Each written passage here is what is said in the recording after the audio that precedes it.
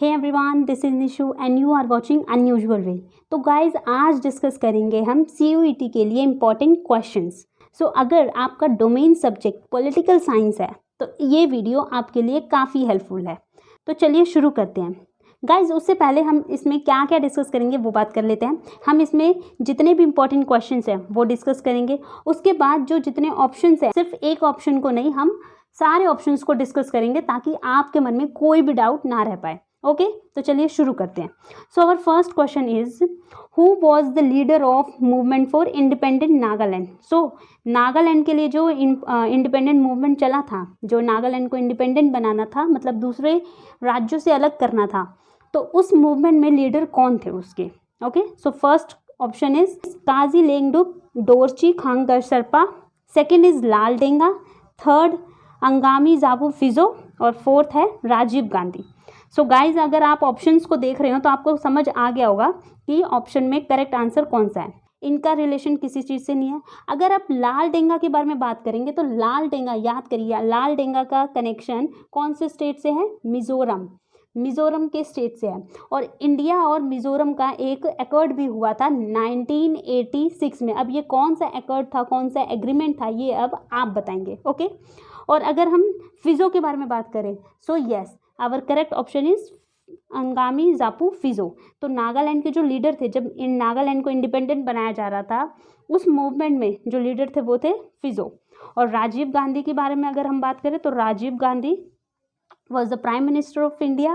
Okay, तो हमने इसमें सब, तो करेक्ट ऑप्शन है Zapu Phizo, Angami Zapu Phizo. Our next question is the Union of Soviet Socialist Republic, मतलब USSR collapsed in which year. तो USSR का कोलैप्स किस ईयर हुआ था, मतलब डिसइंटीग्रेशन पूछा है कि USSR का डिसइंटीग्रेशन कब हुआ था, कब विघटन हुआ था उसका। सो 1990, 1991, 1992 या 1993। So correct option is 1991। 1991 में ही डिसइंटीग्रेशन ऑफ USSR का हुआ था। इसके पहले आप USSR की फुल फॉर्म भी याद कर लीजिए, ये भी आ सकता है, जो कि है union of Soviet Socialist Republic. Okay, so next question की तरफ बढ़ते हैं। The second general election was held in which year. तो इंडिया में सेकेंड जनरल इलेक्शन कब हेल्ड हुआ था? 1952, 1954, 1957 या 1962। तो देखिए, अगर हम 1952 के बारे में बात करें तो 1952 में सेकेंड जनरल इलेक्शन नहीं हुआ था। ये देखिए, इसमें सेकेंड जनरल इलेक्शन के बारे में पूछा। फर्स्ट जनरल इलेक्शन जो हुआ था वो हुआ था 1952 में। 1952 में फर्स्ट जनरल इलेक्शन हुआ था। 1954 के बारे में बात करें तो 1954 सुनते ही आपको क्या याद आ जाना चाहिए? पंचशील। यस, पंचशील एग्रीमेंट हुआ था। पंचशील एग्रीमेंट हुआ था जो कि इंडिया और चाइना के बीच हुआ था, जिसमें हम पांच चीज़ों पर अग्री करे थे और इसीलिए इसको पंचशील एग्रीमेंट भी कहा था। ओके, सो नेक्स्ट ऑप्शन की बात करें 1957 की, तो अगर हम 1957 की बात कर रहे हैं तो यस, 52 में फर्स्ट जनरल इलेक्शन होता है और 1957 में सेकंड जनरल इलेक्शन होता है। So correct option is 1957। और अगर 1962 के बारे में बात करें तो आपको इस डेट, इस ईयर को सुनकर क्या याद आ जाना चाहिए? Cuban missile crisis. Yes, Cuban missile crisis 1962 में ही शुरू हुआ था। सो देखिए, आप सारे ऑप्शंस के बारे में डिस्कस करें और सारे ऑप्शंस के बारे में पढ़ें ताकि आपको ज़्यादा लंबे समय तक याद रहे। सो द करेक्ट ऑप्शन इज 1957। अब बढ़ते हैं नेक्स्ट क्वेश्चन की तरफ। Our next question is arrange the formation of European union in a sequential order. तो देखिए, हम सभी जानते हैं कि जो यूरोपियन यूनियन था वो एक बार में तो बना नहीं था कि एक बार में बन गया तुरंत ही, एक ही दिन था जिसमें वो स्टैब्लिश हो गया, नहीं, ये अलग अलग दिन पे बना था। तो ये जो ऑर्डर है, इस ऑर्डर को हमें सही फॉर्म में लगाना है। Okay, so the first is the European parliament. देखिए, जब हम यूरोपियन पार्लियामेंट की बात करते हैं तो यूरोपियन पार्लियामेंट कब बना था? यूरोपियन पार्लियामेंट बना था।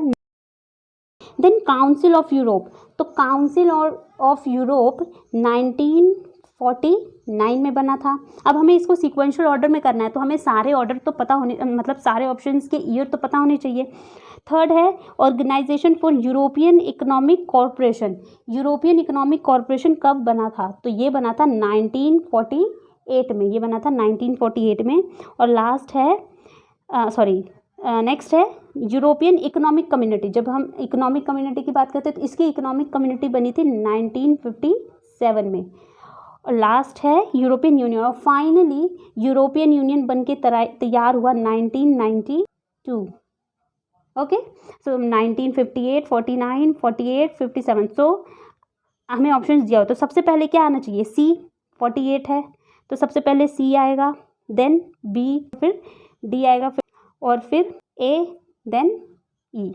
Okay, so the correct option is third. आगे बढ़ते हैं अब। Our next question is USA introduced the policy of containment to deal with।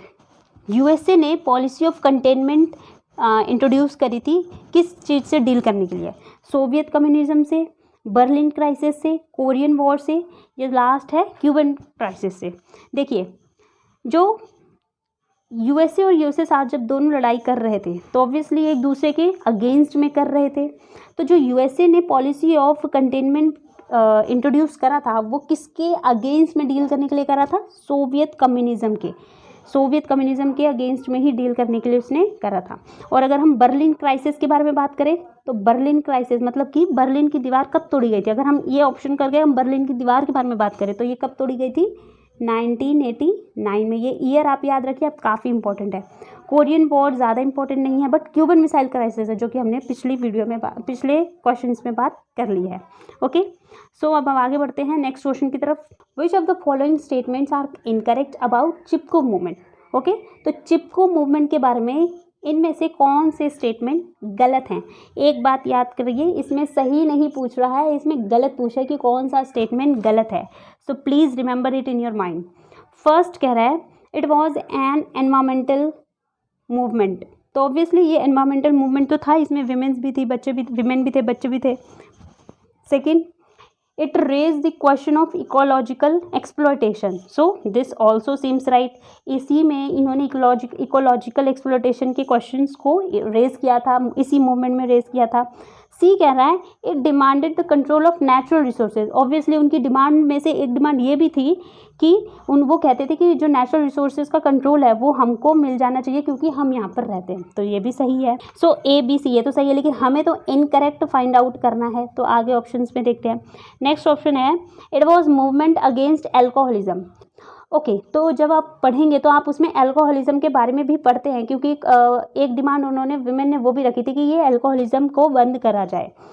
But जब आप ऑप्शंस को देखते हैं तो ऑप्शन में देखिए 2 ऑप्शन दिए, तो आप किसी एक पे नहीं जा सकते। अगर आप इसको भी सही कर देंगे तो ई बचेगा, ई तो ऑप्शन में है भी नहीं, तो आपको ऑप्शंस के अकॉर्डिंग जाके देखना पड़ेगा। ओके, तो आप नेक्स्ट भी पढ़िए। नेक्स्ट ऑप्शन है it was a movement against caste discrimination, तो ये तो बिल्कुल भी नहीं था। ओके, कास्ट डिस्क्रिमिनेशन तो बिल्कुल भी नहीं था। अब ऑप्शन में देख लेते हैं। ई तो इधर ही है थर्ड में, तो इसमें जो डी है वो भी इसने अगेंस्ट में लिया कि अल्कोहलिज्म इसका मेन मुद्दा नहीं था। देखिए, इन्होंने एक डिमांड तो रखी थी अल्कोहलिज्म को लेकर, बट ये इनका मेन मकसद नहीं था, मतलब मेन मोटिव नहीं था चिपको मूवमेंट शुरू करने का, तो इसको ध्यान में रखते हुए इसको गलत करार दिया। वैसे तो अगर देखें तो ये भी सही था, बट उसमें ऑप्शन होना चाहिए। ओके, तो इसमें ऑप्शन है डी और ई, तो 2 ही है जो गलत है, और गलत है इसीलिए ये सही है। ओके, तो आगे बढ़ते हैं। अब नेक्स्ट क्वेश्चन है which commission was appointed to inquire into allegation of abuse of authority during the time of emergency 1975। तो 1975 में कौन सा ऐसा कमीशन था जिसको अपॉइंट किया गया था, जो उस समय पे होने वाली सभी चीज़ों को इंक्वायर कर रही थी और एलिगेशंस को प्रूव करने की कोशिश कर रही थी। फर्स्ट ऑप्शन है Sarkaria commission, second Shah commission, third Mehta commission या प्लानिंग कमीशन। तो देखिए, अगर हम सरकारी कमीशन के बारे में बात करें तो राइट्स के बारे में बात करते हैं, तो ये तो इसमें नहीं है। Second Shah commission, so obviously Shah commission is the correct option, जो कि अपॉइंट करी गई थी एमरजेंसी के टाइम। जब 1975 में जो भी डिसीजन लिए गए थे उस समय पे प्राइम मिनिस्टर कौन थी, सबसे पहले ये क्वेश्चन उठता है। तो प्राइम मिनिस्टर थी इंदिरा गांधी।